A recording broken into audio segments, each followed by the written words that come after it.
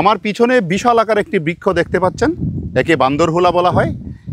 এর বায়োলজিক্যাল নাম হচ্ছে দুয়াবাঙ্গা গ্রান্ডিফ্লোরা।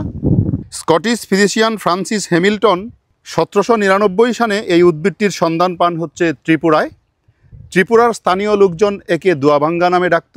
যখন এটার নামকরণ করা হয় ফ্রান্সিস হ্যামিল্টন, তখন সেই এলাকায় যে স্থানীয় নাম ছিল সেই নামটার প্রতি গুরুত্ব দিয়েছেন এবং স্থানীয় নাম সেই দুয়াবাঙ্গা নামেই উনি এটার গণের নামকরণ করেছেন।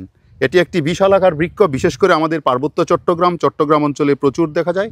এটা একটি ঔষধি বৃক্ষ বটে। এর পাতা এবং ফল, এটা থেকে যে পিষে যে রস পাওয়া যায় সেই রসটা অ্যান্টিব্যাকটেরিয়াল, অ্যান্টিফাঙ্গাল এবং এর রস ব্যবহার করলে সেতি রোগের জন্য উপকার পাওয়া যায়। তবে এই বৃক্ষের বিভিন্ন অংশ ঔষধ হিসাবে ব্যবহার করতে চাইলে অবশ্যই রেজিস্টার্ড চিকিৎসকের সাথে পরামর্শ করে তারপর ব্যবহার করবেন।